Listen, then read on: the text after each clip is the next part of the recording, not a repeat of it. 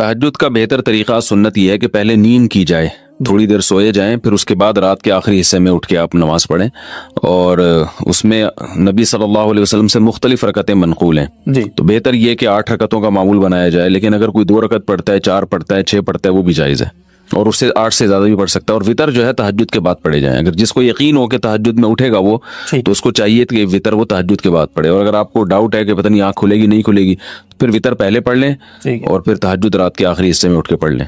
میں ایک واقعہ سناتا ہوں، شاید حضرت ڈاکٹر عبدالحی رحمہ اللہ یا مولانا عاشق الہی رحمہ اللہ کا، وہ بزرگوں میں سے کسی ایک بزرگ کا واقعہ ہے۔ ان کا تہجد کا معمول تھا، روزانہ پابندی سے تہجد پڑھا کرتے تھے۔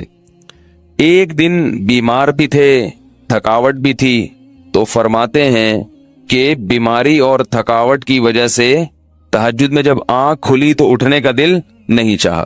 اب یہ پورا واقعہ ذرا غور سے سنو اور اپنے اوپر فٹ کرو۔ اچھا، ان کا تہجد کا پروگرام ہوتا تھا تو غالباً مصلی پہلے سے رات کو بچھا کے رکھتے تھے، ورنہ شیطان نہ یہ ورغلاتا ہے، ابھی اٹھو گے، پھر جا کے مصلی تلاش کرو گے، پھر یہ چھوڑو یار، تو یہ سارے انتظامات پہلے سے کر کے رکھا کرو۔ تو وہ انہوں نے کہا کہ سستی ہو رہی ہے، اٹھا نہیں جا رہا، نیند بھی آ رہی ہے، کیا کریں؟ اب شیطان کا مقابلہ شروع، شیطان با مقابلہ انسان، کیا خیال ہے؟ اور یہ مقابلہ انسانوں کے ساتھ ہی ہوتا ہے، جو شیطان جیسے شیطان ہوتے ہیں نا، ان سے شیطان کو مقابلے کی ضرورت نہیں ہوتی۔ وہ کہتے ہیں ویسے ہی پڑا ہوا ہے، میرے کہے بغیر ہی پڑا ہوا ہے، کیا خیال ہے؟ میرے کہے بغیر ہی پڑا ہوا ہے، مجھے پڑے ہوئے کو اٹھانے کی چندہ ضرورت نہیں ہے۔ تو اب شیطان نے کیا کیا کہ بھائی سو جا، حدیث میں آتا ہے شیطان تھپکی دیتا ہے، سو جا بھائی، بہت لمبی رات ہے۔ تو فرماتے ہیں کہ میں اب شیطان سے مقابلہ کیسے کروں، نفس سستی ہے، تو میں نے نفس کو سمجھانا شروع کر دیا اور شیطان کو ٹوپی کرانا شروع، یہ ٹوپی کے میرے الفاظ ہیں، ان کے نہیں ہیں۔ شیطان کو کیا شروع کر دی؟ ٹوپی کرانا۔ جیسے شیطان بھی ٹوپی کراتا ہے، پتہ ہے آپ کو شیطان پتہ ہے کیسے ٹوپی کراتا ہے؟ شیطان کہتے ہیں صرف ایک دن تو ناغہ کروا رہا ہوں تو اس سے روزانہ تو پڑتا ہے نا، یہ ٹوپیاں ہیں کہ بھائی جب ایک دن چھوڑو گے تو پھر اگلے دن بھی چھوڑو گے، سستی ایک دفعہ ہو گئی تو ہونا شروع۔ پھر شیطان یہ بھی ٹوپی کراتا ہے، کوئی فرض تھوڑی ہے تہجد، تو آج سنتیں چھڑوا رہا ہے، کل فرض چھڑوائے گا۔ فرض کیسے چھڑوائے گا؟ بولے گا چھوڑ دے، توبہ کر لینا، توبہ تو قبول ہو جاتی ہے نا بھائی، کتنا بڑا گناہ ہو جائے توبہ تو قبول ہو جاتی ہے۔ تو یہ ہوتے ہوتے وہ آگے بڑھتا ہے، پھر جہنم میں پہنچائے بغیر وہ اطمینان سے نہیں بیٹھتا۔ تو جیسے شیطان ٹوپی کراتا ہے، آپ بھی شیطان کو ٹوپی کراؤ۔ تو انہوں نے شیطان کو کیسے ٹوپی کرائی؟ انہوں نے شیطان کو ایسے ٹوپی کرائی کہ شیطان نے کہا سو جا سو جا بھائی سو جا، انہوں نے کہا بس اٹھ کے بیٹھ رہا ہوں اور کچھ بھی نہیں کر رہا۔ بھائی لیٹا ہوا آدمی اٹھ کے بیٹھ جائے تو یہ تو کوئی مشکل نہیں ہے نا، بھائی میں بیٹھوں گا دوبارہ سو جاؤں گا، پھر تھوڑی دیر بیٹھوں گا، بس کہہ رہے اٹھ کے بیٹھ گیا۔ بیٹھنا اتنا مشکل نہیں ہوتا سوتے ہوئے، اس کو بتایا جائے نا 2 منٹ بیٹھو پھر لیٹ جانا، کہتے چلو نیند میں آ کے یوں کر کے اٹھے گا بیٹھے گا۔ اب جب بیٹھے ہیں تو شیطان کہہ رہے لیٹ جاؤ، تم نے تو کہا تھا میں صرف بیٹھوں گا۔ ظاہر جب اٹھ کے بیٹھتا ہے لیٹا ہوا آدمی تو سستی میں کچھ تو کمی آتی ہے نا، جو لیٹے ہوئے انسان کی پوزیشن ہوتی ہے سوتے ہوئے میں وہ بیٹھے ہوئے کی نہیں ہوتی، اس کو کچھ سستی میں کمی آتی ہے۔ اب جب اٹھ کے بیٹھے ہیں تو شیطان کہہ رہے لیٹ جاؤ، یہ کہہ رہے ہیں ایسا ہے کہ صرف کھڑا ہو جاتا ہوں، بیٹھے رہے تھوڑی دیر، آنکھیں واقعی ملی، میں کھڑا ہو جاتا ہوں، یا یہ واش روم میں چلا جاتا ہوں۔ تو شیطان کو اپنے نفس کو یوں بہکایا، ٹوپی کرائی کہ میں صرف واش روم میں جاؤں گا اور وہی استنجا وغیرہ قضائے حاجت یا پیشاب وغیرہ جو بھی ہے کر کے واپس آ کے لیٹ جاؤں گا، کیا خیال ہے اس میں کیا جا رہا ہے؟ تو نفس جو ہے نا اس کے لیے آمادہ ہو جاتا ہے، چلو اتنا تو چلتا ہے۔ اگر لیٹے ہوئے یہ سوچتے نا کہ پیشاب کر کے آؤں گا تو پھر مشکل ہوتا، بیٹھے ہوئے آدمی کے لیے سوچنا آسان ہے۔ تو کہہ رہے میں اٹھ کے گیا واش روم میں جو بھی پیشاب وغیرہ فرمایا کیا ہے، تو شیطان نے کہا واپس، وضو خانہ ساتھ ہی تھا، میں نے کہا وضو کر کے لیٹ جاؤں گا بس، ٹھیک ہے نا، تھوڑا سا منہ دھو لیتا ہوں، چھپکے مار دیتا ہوں۔ یہ واقعہ میں اپنے الفاظ میں بیان کر رہا ہوں، ٹھیک ہے نا، تاکہ آپ لوگ بالکل اس کے مطابق چلیں اور آپ کو یہ احساس ہو کہ ایسے ہمارے اکابر نے کیا، بزرگوں نے کیا، تو اس طرح کرنے سے کیا ہوتا ہے؟ وہی ہوتا ہے جو ان کے ساتھ ہوا، تہجد کی پابندی ہو گئی۔ تو اب کیا ہے، کہتے ہیں کہ میں گیا اور پانی کے چھپکے مارے اور پورا وضو کر لیا جلدی سے۔ وضو کے بعد بھی شیطان کیا کہہ رہے ہیں، آ جا لیٹ جا بستر پہ یار، کہہ رہے میں بستر کی طرف جاتے جاتے مصلی کی طرف گیا، جلدی سے نیت باندھ لی اللہ اکبر کر کے، جلدی سے کیا کیونکہ نیت باندھنے سے پہلے سوچو گے تو شیطان واپس لے جائے گا، تو بھئی اللہ اکبر کہہ کے نیت باندھ لو، پھر دیکھا جائے گا کیا ہوتا ہے۔ تو نیت باندھ لی تو باندھ لی نا، اب تو ہو گئی نا، اب تھوڑی کہیں بھاگ سکتے ہیں, اتنا تو کوئی نالائق نہیں ہوتا کہ نماز توڑ کے بھاگ جائے. تو یہ ٹرک ہوتی ہیں سستی کو دور کرنے کی. نہیں آ رہی نا, تو اس طرح پڑھ لیا کرو نماز. آپ تہجد کی پابندی اس طرح سے کر لیں گے, تہجد پڑھو گے تو فجر تو لازمی ہوگی. تہجد کو فوکس کرو تو فجر نہیں جائے گی کہیں انشاءاللہ. اگر تہجد رہ بھی گئی تو فجر تو ہو جائے گی نا. شیطان ٹوپی کرا کے تہجد چھڑوائے گا تو آپ بولو گے یار بہت ٹوپیاں ہو گئی ہیں, تہجد چھوڑ دی, فجر تو فرض ہے. نماز خشوع و خضوع سے پڑھنا, بول تو نماز پڑھنا کتنا مشکل, اوپر سے دل لگا کے پڑھو. نماز پڑھنا آسان تھوڑی ہے, 5 ٹائم پوری زندگی پڑھتے رہنا, پھر دل لگا کے, دل لگے نہ لگے کوشش کرنا لگانے کی, اور مشکل کام ہے. دل ہی نہیں لگتا انسان کا, ادھر ادھر لوگوں کو دیکھو نا نماز میں ناک میں انگلیاں گھما رہے ہیں, کان میں انگلیاں گھما رہے ہیں, پتہ نہیں کیا کیا کر رہے ہیں, ہلے جا رہے ہیں. میں ابھی اسلام آباد ایئرپورٹ پہ تھا تو ایک عرب آیا میرے ساتھ کھڑا ہو گیا. میں تلاش کر رہا تھا جماعت کے لیے کوئی بندہ ملے ایئرپورٹ پہ نا, جماعت کرایا کریں, اکیلے نہ پڑھا کریں. تو جو مسلح بنا ہوا تھا, میں تھوڑا انتظار کیا, میں نے کہا دیکھوں کوئی بندہ آتا ہے. تو ظہر کی نماز تھی, میں نے کہا نماز پڑھتا ہوں. تو وہ عرب پینٹ شرٹ میں تھا, مجھے نہیں میں نے پہلے پہچانا کہ یہ عربی ہے کیونکہ پینٹ شرٹ پہنی ہوئی تھی اور کلین شیف تھا. تو وہ عرب جماعت کے بڑے پابند ہوتے ہیں. اس نے کہا جماعت, میں نے کہا آ جاؤ.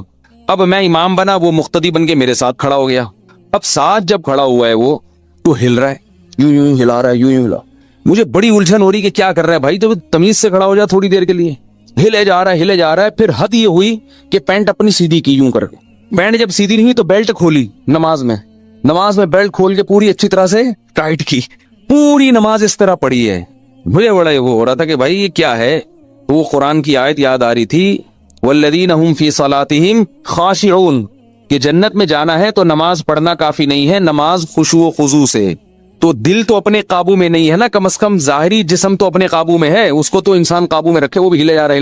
جب اس نے پینٹ سیدھی کرنا شروع کی, بیلٹ کھول کے, ہے نا کہ یہ زیادہ ہو گئی بھائی, یہ زیادہ ہو گئی. تو ایک صاحب کو میں دیکھتا تھا کہ جب بھی وہ نماز شروع کرتے تھے, نماز تکبیر کے بعد ہاتھ باندھا, اس کے بعد اپنا چشمہ اتار کے جیب میں رکھا. ارے یہ نماز سے پہلے چشمہ اتار کے جیب میں رکھ لو. ہمارے حضرت فرمایا کرتے تھے کہ لوگوں کو پتہ نہیں کیا ہے, نماز کی نیت باندھتے ہی خارج شروع ہو جاتی ہے. فرض نماز کے بعد ہاتھ اٹھا کے دعا مانگنا یا اجتماعی حیت پہ دعا مانگنا کسی بے غبار صحیح حدیث سے ثابت نہیں ہے. کسی بھی صحیح حدیث سے, ایک روایت ہے جو ذرا کمزور ہے, جس میں آتا ہے کہ ایک دفعہ نبی صلی اللہ علیہ وسلم نے فرض نماز کے بعد ہاتھ اٹھائے ہیں, مگر وہ روایت کمزور ہے. اور اگر اس کو صحیح مان بھی لیا جائے تو ایک دفعہ. سمجھ میں آ رہی بات؟ تو کتنی دفعہ؟ ایک دفعہ. اصول فقہ کی کتابوں میں لکھا ہوا ہے, تو چاروں مذاہب کی فقہ کی کتابوں میں, کہ حدیث اگر کوئی عمل کثرت سے کیا جاتا ہو اور اس کا نقل کرنے والا صرف ایک ہو, تو یہ بات بھی حدیث میں شک پیدا کر دیتی ہے. ایک دفعہ اگر نبی صلی اللہ علیہ وسلم نے کیا ہے تو پتہ یہ چلا کہ اور وہ بھی اجتماعی نہیں, انفرادی طور پر. سمجھ میں آ رہی ہے بات؟ انفرادی طور پر. تو آپ بھی کبھی کبھار انفرادی طور پر رفع الیدین کر لیں. عام معمول اگر نبی کا نمازوں کے بعد, فرض نماز کے بعد ہاتھ اٹھا کر دعا کرنے کا ہوتا, چاہے اجتماعی یا انفرادی, تو اس کے نقل کرنے والے کثرت سے ہوتے. سمجھ میں آ رہی اس بارے میں؟ کیونکہ نماز کو تو بہت اہتمام اور اہمیت کے ساتھ حدیث میں بیان کیا گیا ہے, جبکہ ہم دیکھتے ہیں کہ حدیث کی کتابیں اس سے بالکل خاموش ہیں. سمجھ میں آ رہی بات؟ دوسرا مسئلہ, بعض حضرات یہ کہتے ہیں کہ بہت ساری حدیثیں ہیں جن میں آتا ہے کہ رسول اللہ صلی اللہ علیہ وسلم نے فرض نماز کے بعد دعا کی بہت ترغیب دی ہے, اور آپ نے فرمایا کہ سب سے زیادہ دعا قبول کس وقت ہوتی ہے؟ فرض نماز کے بعد. اس حدیث کا مطلب سمجھیں. جب بھی ایک حدیث کو بیان کیا جائے گا دوسری احادیث کو سامنے رکھ کر, خود نبی اور صحابہ نے اس حدیث پر کیسے عمل کیا ہے. ہم نبی کو دیکھتے ہیں کہ کہیں بھی نہیں کسی صحیح حدیث میں ملتا کہ نبی صلی اللہ علیہ وسلم کا یہ معمول تھا, کیا فرض نماز کے بعد ایسے دعا مانگتے تھے. خلفائے راشدین سے بھی کوئی روایت نہیں ملتی, نہ صحیح نہ ضعیف. بھائی دیکھو ہمارے ہاں تو یہ پابندی سے ہو رہا ہے نا 5 نمازوں میں, ہر مسجد میں. اگر صحابہ میں بھی ایسا ہوتا تو کوئی ضعیف روایت تو ملتی نا صحابہ کرام سے, نہ صحیح ہے نہ ضعیف ہے. اور نبی سے بھی کوئی کثرت سے ایک روایت ہے, اس کی سند پہ بھی کیا ہے, ٹھیک ہے بعض نے اس کو صحیح کہا بعض نے ضعیف کہا, مگر وہ بھی متفق علیہ صحیح نہیں ہے. تو یہ کیسے ہو سکتا ہے کہ ایک عمل پابندی سے ہو رہا ہو اور اس کا نقل کرنے والا کوئی ہو ہی نہیں. تو اب ہم دیکھتے ہیں کہ جو حدیث میں آتا ہے فرض نماز کے بعد آپ صلی اللہ علیہ وسلم نے دعا کی ترغیب دی ہے, خود کیسے دعا مانگی ہے. تو ہم دیکھتے ہیں کہ نبی سے دوسری حدیثوں میں کیا ملتا ہے. آپ نے فرمایا جس نے فرض نماز کے بعد اللہم انت السلام پڑھا. کسی حدیث میں آتا ہے آپ نے فرمایا اللہم لا مانع لما اعطیت ولا معطی لما منعت ولا ينفع ذا الجد منک الجد. کسی میں آتا ہے جس نے فرض نماز کے بعد آیت الکرسی. خود آپ کا اپنا معمول بھی یہی. تو پتہ یہ چلا ان کلمات کو حدیث میں دعا سے تعبیر کیا جا رہا ہے. یہ وظائف ہیں. وظیفہ اس دعا کو کہتے ہیں جن کے یعنی لگے بندے کلمات ہوں. اس کو بھی دعا سے تعبیر کیا جاتا ہے. اس کی مثال ایسے ہے جیسے ہم کہتے ہیں افطار کی دعا, آذان کے بعد کی دعا, مسجد میں داخل ہونے کی دعا, مسجد سے باہر نکلنے کی دعا. تو وہ دعا کیا ہے؟ اللہم افتح لی ابواب رحمتک, مخصوص کلمات. اذان کے بعد کی دعا کیا ہے؟ اللہم رب هذه الدعوۃ التامہ. تو فرائض کے بعد جو دعا ہے وہ بھی کیا ہے؟ آیت الکرسی, اللہم انت السلام, اللہم لا مانع لما اعطیت. یہ کلمات, ان کلمات کو کیا کہا گیا ہے؟ بولو بھائی, دعا. اور ابن تیمیہ رحمہ اللہ کی رائے یہ ہے جو تفرد ہے کہ فرض نماز کے بعد سے مراد ہے جو اتحیات کے درود شریف کے بعد ہم دعا پڑھتے ہیں, رب اجعلنی مقیم الصلاۃ ربنا آتنا, جو کیونکہ حدیث میں آتا ہے دبور کل صلاۃ. تو دبر کا جو لفظ ہے عربی میں وہ بعد کے معنی میں بھی استعمال ہوتا ہے اور اینڈ کے معنی میں بھی. ابن تیمیہ رحمہ اللہ کہتے ہیں کہ جو ہم نماز کے آخر میں اتحیات پڑھتے ہیں پھر درود شریف پڑھتے ہیں اس کے بعد جو دعائیں کرتے ہیں نا, تو فرض نماز کے بعد سے مراد کیا ہے؟ یہ والی. لیکن یہ ان کا تفرد ہے. ہم کہتے ہیں ایسا نہیں بلکہ سلام کے بعد. مگر دعائیں کون سی؟ وہ جو منقول ہیں. یہاں تک میں سمجھا پایا اپنی بات؟ آگے چلیں. اور نبی صلی اللہ علیہ وسلم نے مختلف مواقع پر مختلف وظائف پڑھے ہیں فرض نماز کے بعد. کبھی آیت الکرسی, کبھی اللہم انت السلام. تو ہم یہ کہتے ہیں. دوسری طرف حضرت عائشہ رضی اللہ تعالی عنہا کی حدیث ہے کہ آپ صلی اللہ علیہ وسلم فرض نماز کے بعد اللہم انت السلام کے بقدر بیٹھتے تھے اور پھر کھڑے ہو جایا کرتے تھے. ان دونوں حدیثوں کو ملا کے پتا چلتا ہے کہ فرض نماز کے بعد جتنے وظائف منقول ہیں یہ سارے نہیں پڑھنے, کبھی کوئی اور کبھی کوئی.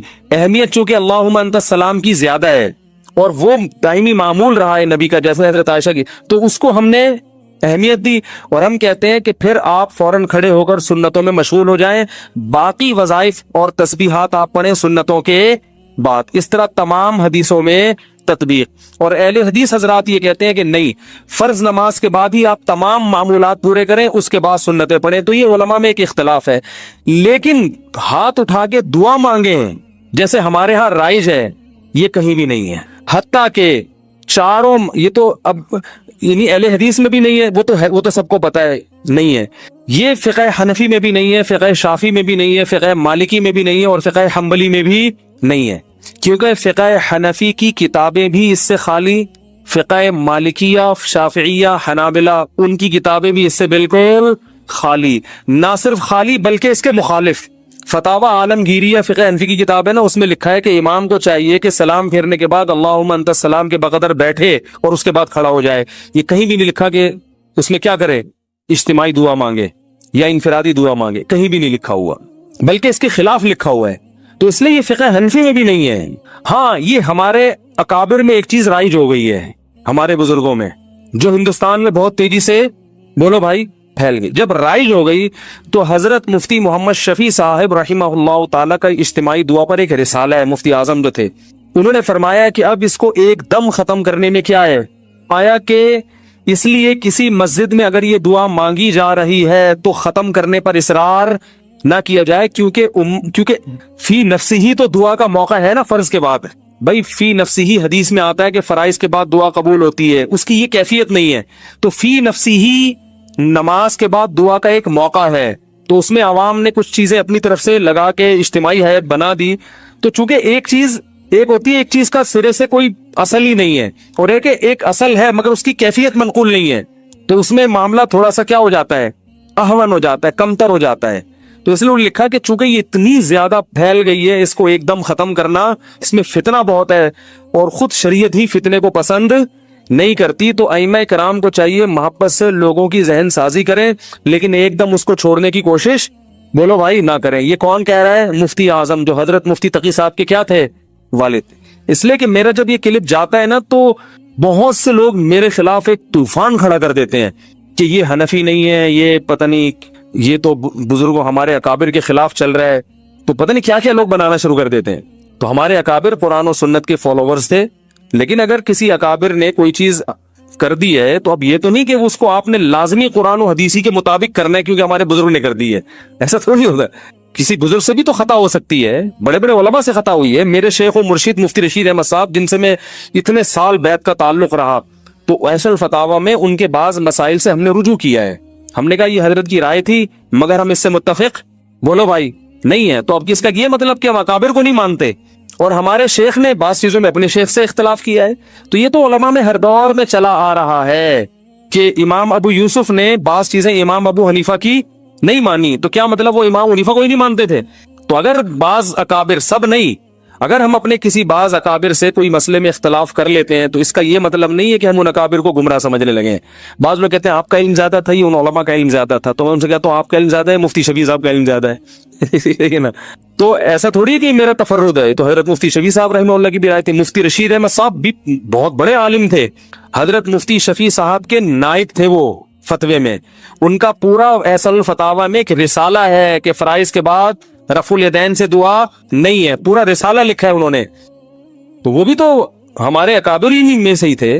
تو ہاں یہ کہہ سکتے ہیں کہ اکابر میں اس مسئلے میں کیا ہے، اختلاف ہے، تو ٹھیک ہے، آپ کو جس کی رائے زیادہ بہتر لگے آپ اس کی رائے کو فالو کریں، دوسرے کی رائے پر طنز نہ کریں۔ آپ کو اگر میری رائے غلط لگتی ہے تو آپ ان اکابر کی رائے کو فالو کریں، ہم پہ طنز نہ کریں، اور ہمیں اگر یہ رائے صحیح لگتی ہے تو ہم اس رائے کو فالو کریں۔ میں کبھی اس مسئلے پہ کسی دوسرے بزرگوں یا اکابر پر طنز نہیں کرتا۔ مجھے لوگ آ کے بتاتے ہیں کہ فلاں مسجد کے امام اجتماعی دعا کراتے ہیں، میں کہتا ہوں بھائی ٹھیک ہے، وہ اپنی رائے ہوگی ان کی، اس کی وجہ سے نہ اس امام کی توہین جائز، بلکہ میں تو یہاں تک کہتا ہوں میری مسجد میں بھی جب مؤذن صاحب پڑھاتے ہیں نماز تو وہ اجتماعی دعا کراتے ہیں۔ مؤذن صاحب میں نے کبھی آپ کو منع کیا؟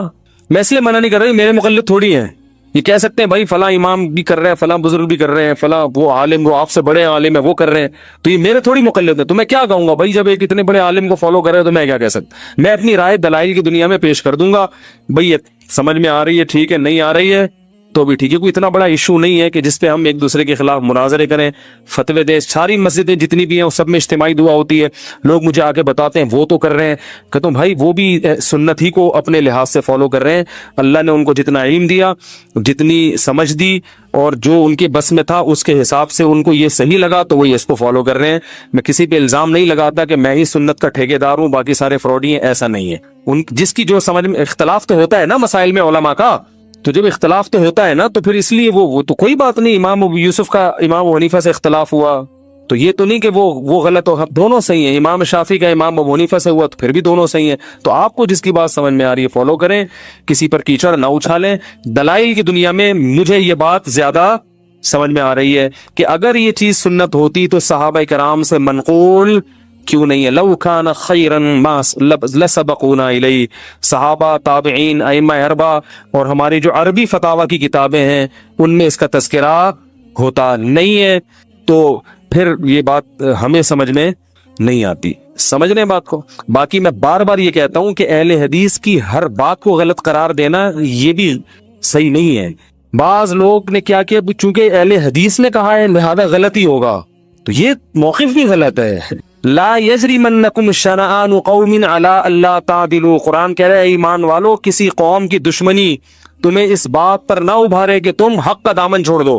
اگر اہل حدیث نے کوئی بات درست کی ہے تو آپ کو ماننی چاہیے، غلط کی ہے تو آپ کو بتانا چاہیے۔ ہم تو اہل حدیث کی بہت سی چیزوں کو ہم غلط بھی کہتے ہیں لیکن بہت سی چیزوں کو ہم صحیح بھی کہتے ہیں، اور بہت سی چیزوں کو ہم یہ کہتے ہیں کہ اس میں دونوں طرف احتمال ہے، دونوں رائے، اجتہادی مسئلہ ہے، یہ بھی صحیح ہو سکتا ہے وہ بھی صحیح ہو سکتا ہے، تو اعتدال کا جو راستہ ہے نا وہ نہیں چھوڑنا چاہیے۔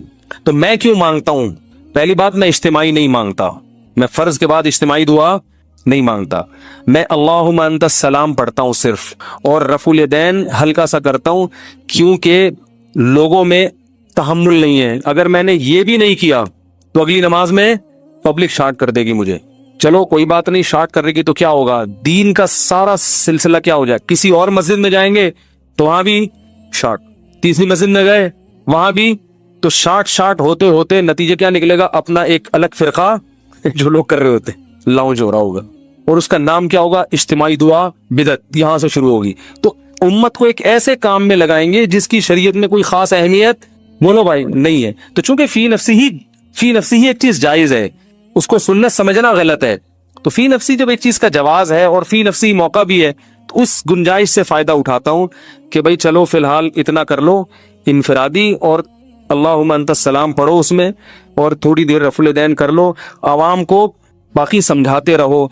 जब ये मस्जिद के नमाजियों में तहम्मुल पैदा हो जाएगा, हम बड़े हो जाएंगे, बुजुर्ग बन जाएंगे, सफेद दाढ़ी हो जाएगी, उम्र कमर झुक जाएगी, हमसे बड़े बड़े अकाबिर दुनिया में मौजूद हैं, लोग कह रहे हैं भाई उनसे फतवा लेंगे आपसे क्यों लें, तो उनको मैं नहीं समझा, इन लोगों को मैं भी इस बात पे कायल नहीं कर सकता। तो जब हम बूढ़े हो जाएंगे अगर जिंदा रहे, तो फिर एक लोगों को होगा कि भाई ये भी एक बुजुर्ग बन चुके हैं, अब पता नहीं वो दिन आएगा कि नहीं आएगा, लेकिन अगर ऐसा हो गया तो फिर हम छोड़ देंगे। मुफ्ती ज़हर अली साहब की तरफ बोलेंगे ये जायज़ है, ये नाजायज़ है, किसी के बाप में दम में तो करके दिखा दें। ठीक है, हजरत मुफ्ती ज़हर अली साहब जो हैं वो जब फतवा देते हैं तो उनकी मस्जिद भी जाती है, उनके मुख्तदी भी अख्पल हैं, अपने हैं, किसी की परवाह भी नहीं करते। फतवा दिया, समझ में आया, ठीक है, नहीं आया दफाओ यहाँ से, चल निकल, तो हम कहाँ जाएंगे भाई। अब आप कह सकते हैं ये तो दीन बेचना हुआ है, ये तो क्या हुआ, क्योंकि क्लिप आएगा फौरन, ये तो दीन, ये दीन बेचना नहीं है। दीन का काम बड़े काम करने के लिए छोटे मसाइल को बर्दाश्त करना। अगर हमें मस्जिद निकाल दे या उधर से भी निकल जाए तो हमें दुनियावी लिहाज से फायदा ही होगा, नुकसान नहीं होगा। सबसे पहले मैं अपना बिजनेस करूंगा, ठीक है ना, बिजनेस कंपनी बना के टाइट तरीके से क्या करूंगा, जो मैं अभी नहीं कर सकता, अपने कारोबार को टाइम नहीं दे सकता, तो मैं कारोबार को टाइम दूंगा, नोट छापूंगा तमीज से बैठ के, जो अभी नहीं छाप सकता मैं।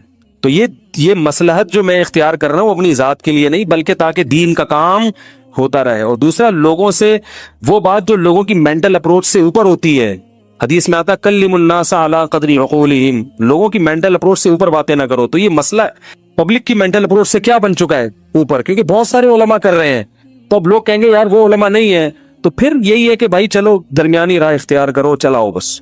तो इसलिए हम यूं करते हैं, अल्लाहुम्मा अंतस्सलाम व मिनकस्सलाम व तबारकत या, चलो इससे क्या हो रहा है यार। और बयानात में बताता रहता हूँ कि इतना भी साबित नहीं है, कभी कभार कर ले तो ठीक है, कभी कभार रफुल यदैन भी ठीक है, कभी कभार लोगों को इज्तिमाई दुआ भी ठीक है, लोगों को तालीम देने, तो अहयानन तो ठीक है। इसका मामूल बना लेना, इतना मामूल कि जो ना करे उसको लोग मलामत करें, बल्कि मामूल भी इस हद तक गलत नहीं है कि चलो एक आदमी को हाथ उठा के दुआ में ज्यादा दिल लग रहा है तो मांग ले, तो पाबंदी भी तो नहीं है ना, लेकिन इतना उस पे इल्तिजाम कि ना करने वाले को मलामत की जाए। मस्जिदों में दो इज्तिमाई दुआएं हर नमाज के बाद हो रही हैं, इसको भी गलत नहीं कहेंगे। गलत क्या है, जो नहीं मांगे उसको क्या कहते हैं, उस पर मलामत होती है, ये बहुत गलत चीज है। तो इसलिए अगर अहले हदीस के यहाँ नहीं होती तो अच्छी बात है, बेचारे हमारे यहाँ भी ना हो। मुफ्ती रशीद अहमद साहब के यहाँ हमने कई साल रहे हैं, एक नमाज के बाद भी उन्होंने कभी दुआ नहीं मंगवाई, कभी भी नहीं, और रफुल दैन से भी दुआ नहीं करते थे। बाकी फिर सुन्नतों के बाद अपनी दुआ मांगते थे घंटों घंटों। दुआओं का तो हजरत को ऐसे आशिक थे कि हजरत से जब कोई आके कहता था कि हजरत दुआ कर दें, हजरत रफुल दैन के बगैर दुआ कर देते थे। कहता था हाथ उठा के दुआ करें, हजरत फरमाते थे जब मैं हाथ उठाता हूं तो फिर जल्दी गिराता नहीं। फरमाए फिर मैं कहता हूँ जिसके दरबार में हाथ उठाए हैं वो इतना बड़ा बादशाह है, फिर तो वो फिर ऐसा ही होता। हमारे हजरत जब दुआ पे आते थे इतनी लंबी दुआ, एक दफा हजरत ने नमाज के बाद लोगों ने कहा दुआ मांगे, हजरत ने कहा चलो तो बहुत इसरार कर रहे हो तो मांगते हैं। सिंध में थे हजरत, तो हजरत ने मांग फिर हाथ उठा लिए। फिर हजरत को तो दुआ में इतना मजा आता था, गुम हो जाते थे, ऐसा गुम, पीछे पब्लिक शाट, एक भागा खिसका, दूसरा खिसका, तीसरा, होते होते आखिर में हजरत रह गए। अगली नमाज पढ़ाई हजरत ने, किसी ने नहीं कहा, उन्होंने कहा बगैर दुआ बगैर इज्तिमा के ही बेहतर है। तो हमारे हजरत को दुआ में बहुत लुत्फ आता था। जब दुआ शुरू करते तो बस एक बयान में हजरत जब बयान करते करते शायरी शुरू करते अल्लाह की मोहब्बत में, उसमें हजरत का जैसे मेरा बयान होते होते शादियों पे है तो पूरा टॉपिक चेंज ना, एकदम शादियां शुरू हो जाता है। तो हमारे हजरत जब अल्लाह की मोहब्बत पे आते थे ना बयान के दौरान, मौजू कुछ और चल रहा है, जहां अल्लाह की मोहब्बत आ गई टॉपिक चेंज, हजरत का रंग चेंज हो जाता था। और फिर जो अल्लाह की इश्क में अशार शुरू करते, फरमाते अरे किधर चला गया, ये कहते थे, कहते हैं फिर मजा ही आ गया, फिर वो ही चलता रहता था, बड़ा मजा आता था हमें भी, क्योंकि वो दिल की जो अल्लाह की मोहब्बत की जो चिंगारी थी वो चेहरे से झलकती थी, वो बयान में झलकती थी। तो आज हम जैसे खुश्क मौलवी मार्केट में पैदा हो गए हैं, ठीक है, तो अहलुल्लाह से मजबूत ताल्लुक पैदा करें, उससे अल्लाह की मोहब्बत की चिंगारी पैदा होती है। बाज लोग जब सुन्नत पढ़ते हैं ना नमाज में, तो नियत दिल में कर रहे होते हैं कि ये नमाज वास्ते रसूल के, تو دیکھیں اس کے دو مطلب ہو سکتے ہیں. ایک تو یہ کہ عبادت تو میں اللہ کے لیے کر رہا ہوں، لیکن رسول کے واسطے کا مطلب یہ ہے کہ نبی صلی اللہ علیہ وسلم جب قیامت کے دن ملیں گے، آپ سے میری ملاقات ہوگی، تو آپ صلی اللہ علیہ وسلم بھی خوش ہوں گے کہ اس نے میری سنت کو زندہ کیا. تو اس مفہوم کے تحت وہ یوں کہہ رہا ہوتا ہے کہ اللہ کے رسول کے واسطے، یعنی عبادت تو اللہ ہی کے لیے، لیکن رسول اللہ صلی اللہ علیہ وسلم کی شفاعت کا میں مستحق بن جاؤں، اور آپ صلی اللہ علیہ وسلم کی سے جب بروز محشر ملاقات ہو تو آپ صلی اللہ علیہ وسلم مجھ سے خوش ہوں گے کہ چل بھائی تو نے میری سنت کو ماشاءاللہ زندہ کیا. تو یہ نیت ہو سکتی ہے. اور دوسری نیت یہ ہو سکتی ہے کہ میں یہ رسول کو خوش کرنے کے لیے نماز پڑھ رہا ہوں، یعنی یہ نماز ہے ہی رسول کے لیے، اللہ کے لیے نہیں ہے. تو یہ تو خالص شرک ہے. عبادت تو صرف اللہ کے لیے ہوتی ہے. لیکن اگر پہلی والی نیت ہے نا تو وہ شرک تو نہیں ہے، لیکن بہرحال شرک کا ذریعہ بن سکتی ہے وہ. تو اس لیے ہم جب نماز میں نیت کریں تو بس اللہ کے لیے پڑھ رہا ہوں، اتنا کافی ہے. باقی نبی صلی اللہ علیہ وسلم تو بروز محشر جب آپ کے علم میں یہ بات لائی جائے گی کہ یہ سنتوں کو بھی زندہ رکھتا تھا، تو آپ صلی اللہ علیہ وسلم کی رضا تو ہمیں انشاءاللہ ملے گی، اور آپ صلی اللہ علیہ وسلم کی شفاعت کا ذریعہ یہ چیز بنے گی، اور حوض کوثر سے پانی پینے کا ذریعہ بنے گی. تو ایسی نیت کرنا جس میں شرک کا وہم بھی ہونا، اس نیت سے ہمیں اجتناب کرنا چاہیے، کیونکہ عبادت ہے نا، عبادت میں پھر شرک میں اور توحید میں بڑا باریک سا فرق رہ جاتا ہے. تو عبادت کو ایسی نیت ہو کہ بالکل آپ اس کو ایکسپلین کر سکیں. تو ایسے مبہم الفاظ نیت میں نہیں کہنے چاہیے، نہ سوچنے چاہیے. تو سیدھا سیدھا نیت کریں، بس اللہ کے لیے میں نماز پڑھ رہا ہوں، بس اتنی نیت کافی ہے. پہلے سوال ہے جی محمد صاحب محمد صاحب کی طرف سے جو انڈیا سے ہیں، کیا نماز میں نیت کے لیے یہ کہنا ضروری ہے کہ میں 4 رکعت فرض نماز پڑھ رہا ہوں، منہ میرا کعبہ شریف کی طرف، امام صاحب کے پیچھے، یا دل میں ہی پتا ہو کہ آپ 4 رکعت فرض پڑھ رہے ہیں تو یہ بھی کافی ہوگا؟ دیکھیں، یہ کہ منہ میرا کعبہ شریف کی طرف اور اس امام کے پیچھے، تو منہ تو کعبہ شریف کی طرف ہوتا ہے تو نماز ہوتی ہے، اس لیے اس کی نیت ضروری نہیں ہے. باقی یہ کہ امام کے پیچھے میں دل میں اتنا ارادہ کافی ہے کہ میں جماعت سے نماز پڑھ رہا ہوں، اب اکیلا نہیں پڑھ رہا. بعض دفعہ انسان صف میں کھڑا ہوتا ہے، اپنی نیت باندھ لیتا ہے، تو دل میں بس اتنا ارادہ ہوتا ہی ہے. جب آپ صف میں کھڑے ہیں تو اور کیا کرنے کے لیے کھڑے ہیں؟ اپنی نماز تھوڑی پڑھنے کے لیے کھڑے ہیں. تیسرا مسئلہ یہ کہ 4 رکعت فرض پڑھ رہا ہوں، 2 رکعت فرض پڑھ رہا ہوں، یہ نیت لغو ہے. آپ فجر کے 2 فرض پڑھ رہے ہیں اور آپ نیت یہ کریں میں 4 پڑھ رہا ہوں، تو بھی فجر کے 2 ہی ہوں گی، اس سے کوئی فرق نہیں پڑے گا، کیونکہ وہ اللہ کی طرف سے پہلے سے 2 رکعت متعین ہے. آپ کے 4 کہنے سے وہ فرق نہیں پڑے گا. ظہر میں آپ نے یہ نیت کر لی کہ میں ظہر کی 2 رکعت پڑھ رہا ہوں، تو بھی نماز آپ کی ہو جائے گی، کیونکہ ظہر کی 4 رکعت ہوتی ہیں، 2 ہوتی نہیں ہیں. سفر میں آپ نے 2 پڑھنی ہے، اگر آپ نے یہ نیت کر لی میں 4 پڑھ رہا ہوں تو بھی 2 ہی پڑھنی پڑیں گی اور نماز ہو جائے گی، کیونکہ سفر میں اللہ کی طرف سے 2 متعین ہے. تو صرف اتنی نیت کرنی ہے کہ ظہر ہے یا عصر ہے، کیونکہ ظہر میں آپ کے پاس یہ بھی آپشن تھا کہ آپ پچھلی کوئی قضا پڑھ لیں، یہ بھی آپشن تھا کہ سنت پڑھ لیں، یہ بھی آپشن تھا کہ فرض پڑھ لیں. تو یہ 3 آپشن تھے آپ کے پاس، تو ان میں سے ایک کو آپ نے خود متعین کرنا ہے کہ فرض پڑھ رہا ہوں یا سنتیں. نمبر 2، ظہر پڑھ رہا ہوں یا پچھلی کوئی قضا پڑھ رہا ہوں. تو جب آپ نے یہ نیت کر لی کہ نہیں جی ظہر ہے، تو 4 رکعتیں 2 رکعتیں یہ لغو کام ہو جائے گا، اس کی ضرورت نہیں ہے. بس اتنی نیت کہ ظہر ہے اور فرض ہے، بس. یعنی فرض سے میری مراد کہ ظہر ہے، آج کی ظہر ہے، یہ بھی ضروری نہیں کہ فرض ہے، کیونکہ ظہر تو ہے ہی فرض، تو سنت نہیں ہے. سنتیں پڑھ رہے ہیں تو دل میں یہ نیت ہو کہ یہ ظہر میں سنت پڑھ رہا ہوں، میں فرض نہیں پڑھ رہا. تو بس اتنی کافی ہے. آج کل نیتوں میں بہت زیادہ غلو ہونے لگا ہے. نماز میں نیت ضروری ہے یا تکبیر کہنا کافی ہے؟ فرض نماز میں نیت کرنی ہوگی یا صرف اللہ اکبر بولنا ہوگا؟ اگر نیت کرنی ہوگی تو وہ اردو میں کریں یا عربی میں کریں. سلمہ صاحبہ دبئی سے، دیکھیں نیت نماز میں ضروری ہے، لیکن نیت دل کے ارادے کا نام ہے، اور دل میں ارادہ انسان اپنی زبان میں ہی کرتا ہے جو اس کی مدر لینگویج ہے. بس دل میں نیت کرتا ہے میں نماز پڑھ رہا ہوں، تو بس اتنا کافی ہے. پھر جو نماز ہے اس کی نیت کر لیں، ظہر کی ہے تو ظہر کی نیت کر لیں، عصر کی ہے تو عصر کی، فرض کی ہے تو فرض کی کر لیں. بس دل میں نیت کافی ہے، اس کا انگلش عربی اردو سے کوئی تعلق نہیں ہے. نماز کی نیت کیا زبان سے ضروری ہے؟ نماز کی نیت کا کیا حکم ہے؟ دل میں نیت کافی ہے یا لفظوں سے نیت کرنا ضروری ہے؟ ابرار احمد سومرو سکھر سے. نہیں جی، نیت تو دل کے ارادے کا نام ہے، بلکہ فقہا نے لکھا ہے کہ دل میں ارادہ تھا ظہر پڑھ رہا ہوں اور واقعی ظہر کی نماز تھی، زبان سے نکل گیا کہ عصر پڑھ رہا ہوں تو نماز ادا ہو جائے گی، اس لیے کہ دل میں صحیح ارادہ کیا ہوا ہے. اور اگر ظہر پڑھ رہا ہے، دل میں ارادہ کر لیا عصر پڑھ رہا ہوں، زبان سے نکل گیا ظہر پڑھ رہا ہوں، تو نماز نہیں ہوگی. حالانکہ زبان سے صحیح نکلا ہے، لیکن چونکہ دل میں اثر تھا تو نہیں ہوگی. تو اس لیے دل میں ارادہ ہے اصل نماز کے لیے، زبان سے نیت ضروری نہیں ہے. وہمیوں کے لیے فقہا نے لکھا تھا کہ جو وہمی ہوتے ہیں نا، جو ہر وقت وسوسوں میں مبتلا رہیں گے، پتہ نہیں میں نے ظہر کی نیت کی تھی عصر کی، بعض ایسے وہمی ہوتے ہیں، ان کے لیے فقہا نے لکھا ہے کہ وسوسہ دور کرنے کے لیے وہ زبان سے نیت کر لیں. لیکن نارملی شریعت کا حکم یہی ہے کہ انما الاعمال بالنیات، اعمال کا مدار جو نیت پر ہے، تو نیت تمام فقہا کا اتفاق ہے وہ دل کے ارادے کا نام ہے. تہجد کی نماز سنت ہے یا نفل؟ تہجد کی نماز سنت ہے یا نفل؟ صادق رفیق انڈیا سے. دیکھیں یہ سنت یا نفل یہ ٹرمز ہیں، اصطلاحات ہیں جو ایک دوسرے کے معنی میں بھی استعمال ہوتی ہیں. نفل کہتے ہیں اضافی نماز جو فرض نہ ہو، اس لحاظ سے تو تہجد نفل نماز ہے. لیکن ہر نفل پر نبی صلی اللہ علیہ وسلم نے پابندی نہیں کی ہے، اہتمام نہیں کیا ہے. تو جو وہ نوافل جن کا آپ صلی اللہ علیہ وسلم نے اہتمام کیا یا آپ ان کو پڑھا کرتے تھے تو ان کو سنت کہا جاتا ہے.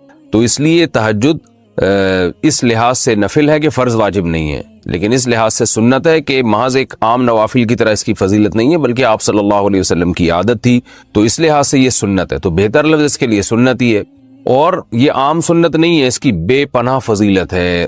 قرآن مجید میں اللہ نے اہل جنت کی جہاں بھی صفات بیان کی ان میں تہجد کا بھی عموماً ذکر کیا ہے. جیسے قرآن مجید میں آتا ہے کہ الذین یبیتون لربہم سجدا وقیاما، ہمارے جو نیک بندے ہیں وہ راتوں کو ہمارے سامنے سجدہ اور قیام کرتے ہیں.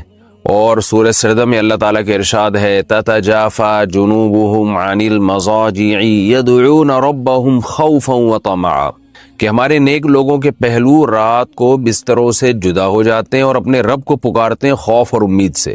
تو یہ ساری چیزیں ہیں. نبی صلی اللہ علیہ وسلم نے ایک صحابی کے بارے میں فرمایا کہ فلاں کتنا ہی اچھا ہے، کاش وہ تہجد پڑھ لیتا. تو اس طرح کی روایات ہیں. تو آپ صلی اللہ علیہ وسلم نے عبداللہ بن عمر کے بارے میں فرمایا، ان کو وصیت کی، ان کے بارے میں صحابی سے فرمایا کہ یہ تہجد کی کا اہتمام کریں تو کیا ہی خوب ہے. عبداللہ بن عمر فرماتے ہیں اس کے بعد سے میں نے کبھی تہجد نہیں چھوڑی ہے. تو ایسی بہت ساری روایات ملتی ہیں. سورہ مزمل کا پورا دوسرا رکوع ہے ہی تہجد سے متعلق. ان ربک یعلم انک تقوم ادنی من ثلثی اللیل ونصفہ وثلثہ وطائفۃ من الذین معک واللہ یقدر اللیل والنہار، کہ آپ پوری رات تہجد نہیں پڑھ سکتے، آپ کو دن میں یعنی آپ کے جو ساتھی ہیں ان کو مزاربت بھی کرنی ہے، دنیا کے معاملات بھی نمٹانے ہیں، دن میں بعض دفعہ جہاد بھی کرنا ہے، تو آپ رات کا کچھ حصہ اٹھ جائیے، آپ بھی اور آپ کے ساتھی بھی. تو بہت ہی اہتمام ہے. اور فقرؤوا ما تیسر منہ، اور اس میں جتنی تلاوت ممکن ہو آپ اللہ کے سامنے کھڑے ہوں اور قرآن کی تلاوت کیجیے.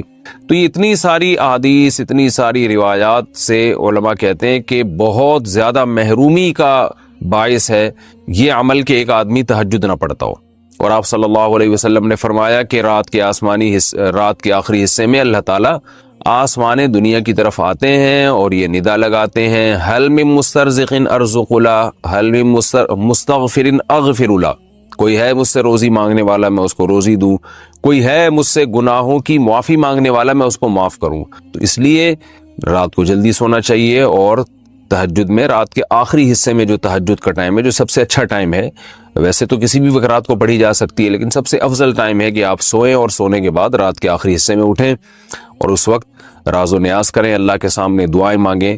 بہت زیادہ اس وقت دعائیں قبول ہوتی ہیں اور نماز کا بہت ثواب ہوتا ہے. ان قرآن الفجر کان مشہودا.